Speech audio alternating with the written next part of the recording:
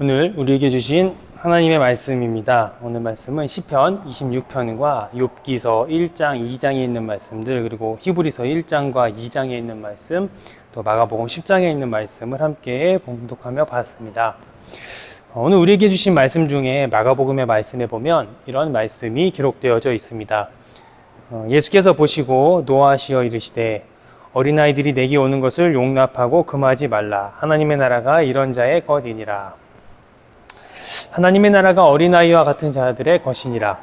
우린 이 말씀을 종종 들어왔습니다. 그러면서 어린아이의 순수함, 또 때묻지 않음, 이것에 대해서 묵상을 해왔고, 또 그런 순수한 믿음이 중요하다고 생각해 왔습니다. 오늘 우리에게 주신 성서정과의 말씀들을 통해서 우리는 오늘 함께 어린아이와 같은 사람에 대한 이야기들을 좀 생각을 해보려고 합니다. 오늘 말씀인 마가복음의 말씀엔 두 가지 이야기가 나오게 됩니다. 하나는 아내를 버리는 것, 곧 이혼에 대한 이야기가 나오고, 또 하나는 어린아이와 같은 이야기가 나오게 됩니다. 이혼에 대한 이야기는 사람들이 예수님께 이혼에 대해서 묻게 되자 예수님은 모세는 어떻게 명했는지를 그들에게 묻고, 이에 이혼 증서로 이혼이 가능하다고 얘기를 했을 때에 예수님은 이것은 너희들의 완악함 때문이며 아내나 남편을 버리고 장가나 시집 가는 것은 간음하는 것과 같다라고 하는 메시지를 전달하시게 됩니다. 또 그 다음에 등장한 말씀이 바로 오늘 이야기 속에 먼저 언급한 어린아이의 이야기입니다. 제자들이 사람들이 예수님께 올 때 어린아이를 데리고 오는 것을 보고 꾸짖자 하신 말씀이었습니다. 어찌 보면 내게 오는 자들은 누가 되든지 차별하지 말고 막지 말라라고 하는 말씀이었지만, 그 속에는 또 한 가지 어린아이와 같지 않은 자들은 하나님의 나라에 들어가지 못하리라고 하신 그 말씀을 통한 분명한 의미를 예수님은 전달을 하셨습니다. 이 이야기를 이제 욥기서와 또 히브리서의 말씀들을 통해서 함께 생각을 해보려고 합니다. 욥의 말씀을 좀 생각을 해보면 오늘 같이 본 본문인 욥기서의 1장과 2장의 말씀에 욥은 우리가 봤을 때 참 믿음이 좋은 사람이었습니다. 그런데 그는 또 다른 한편으로는 정말 어려운 고난을 겪은 사람이기도 합니다. 욥의 고난은 신정론이라는 신학적 논제를 만들어내기도 했습니다. 신정론이란 신이 존재하는데 왜 세상은 정의롭지 않고 악이 존재하는가에 대한 그런 이야기입니다. 욥의 고난과 어려움은 욥에게도 너무나도 가혹할 정도로 억울해 보이고 힘든 사건이었습니다. 말씀 속에서 사단은 하나님께 욥의 육신도 함께 쳐야 된다는 이야기를 하게 됩니다. 또 하나님은 그것을 허락하시게 됩니다. 욥의 아내는 그러한 상황들을 바라보면서 욥에게 하나님을 욕하고 죽으라고까지 이야기를 하게 됩니다. 그런데 말씀 말미에는 또 이렇게 기록하고 있습니다. 욥기서 2장 10절에 그가 이르되 그대의 말이 한 어리석은 여자의 말 같도다. 우리가 하나님께 복을 받았은즉 화도 받지 아니하겠느냐 하고 이 모든 일에 욥이 입술로 범죄하지 아니하니라 라고 이야기합니다. 이 이야기를 좀 다른 관점에서 보려고 합니다. 바로 욥의 관점이 아닌 하나님의 관점입니다. 하나님은 사단에게 욥을 자랑하셨습니다. 이것을 성경은 이렇게 표현합니다. 욥기서 1장 1절에 우스 땅에 욥이라 불리는 사람이 있었는데 그 사람은 온전하고 정직하여 하나님을 경외하며 악에서 떠난 자더라. 온전하고 정직하여 하나님을 경외하며 악에서 떠난 자. 이러한 욥에 대한 표현은 또 다른 말씀인 마가복음에서 우리가 함께 봤던 어린아이와 같은 자라는 표현과 좀 유사함이 보여지기도 하고, 또 그 말씀을 한번 떠올려 볼 수 있게 해줍니다. 욥에 대한 이야기를 볼 때 욥은 구약 성경에서 나타난 표현적으로 이야기하자면 의로운 사람으로 표현할 수 있습니다. 이것을 오늘 복음서에서 말씀하신 예수님의 표현에 한 가지로 빗대어서 보자면 어린아이와 같은 자라고도 표현할 수 있을 것입니다. 어린아이와 같은 사람, 욥과 같은 사람, 곧 하나님 보시기에 의롭고 그 의로움을 지키려고 하는 그 사람, 악에 때묻지 않은 사람, 바로 하나님이 오늘 말씀을 통해 우리에게 이야기하기 원하시는 하나님 백성의 삶의 모습입니다. 욥을 이야기하면서 우리는 욥의 고난을 빠뜨릴 수 없습니다.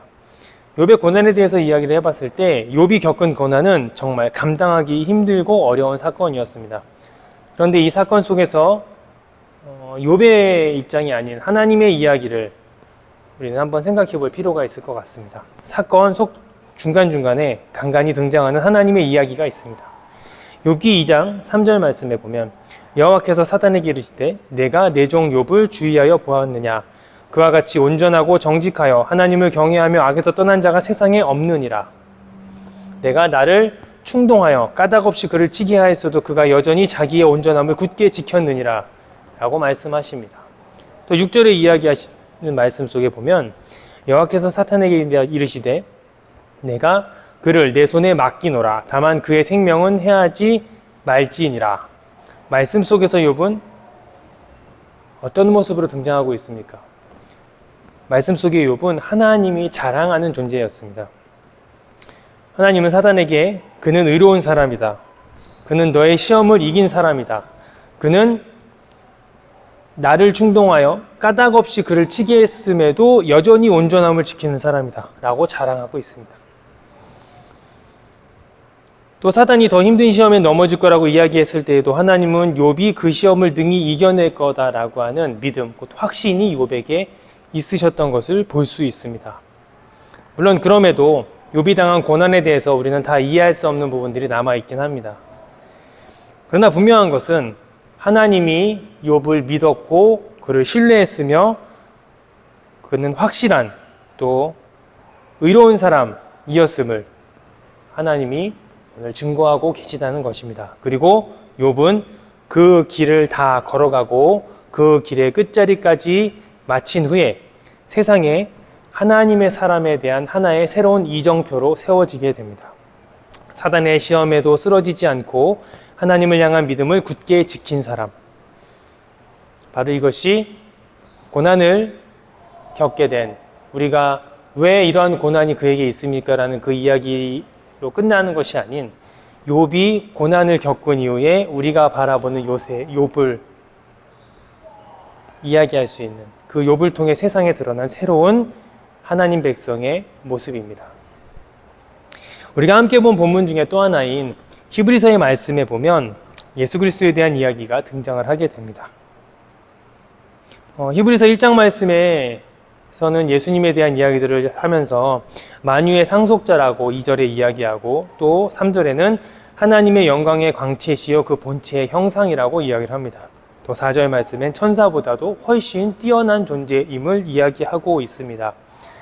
그러면서 히브리서 2장 말씀에 가면 그러한 하나님의 아들인 예수 그리스도가 어떠한 일을 겪게 되는지를 이야기해 주는데 7절에 그를 잠시 동안 천사보다 못하게 하시며 영광과 존귀로 관을 씌우시며 로 시작하여 만물이 그에게 복종해야 됨이 당연하지만 세상 가운데서 세상이 아직 그에게 복종하지 않는 것을 보게 됩니다. 또 천사보다 잠시 못하게 하심으로 말미암아 그 자리에서 죽음의 고난을 받으시고 또 하나님의 은혜로 말미암아 모든 사람을 위해서 죽음을 맛보게 하신 것에 대한 이야기를 히브리서 2장 말씀을 통해 계속 하고 있습니다. 9절 말씀입니다. 오직 우리가 천사들보다 잠시 동안 못하게 하심을 입은 자 곧 죽음의 고난 받으심으로 말미암아 영광과 존귀로 관을 쓰신 예수님을 보니 이를 행하심은 하나님의 은혜로 말미암아 모든 사람을 위하여 죽음을 맛보려 하심이라.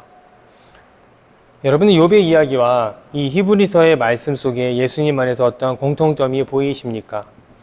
비교하고 비할 것은 아니지만 예수님은 세상에 하나님의 영광을 드러내고 또 그 영광으로 온 인류를 구원의 길로 이끌기 위해서 죽음의 길을 걷게 그 죽음의 길 가운데 내버려 두시고 그 가운데서 끝까지 승리하심으로 우리를 구원으로 인도하셨습니다.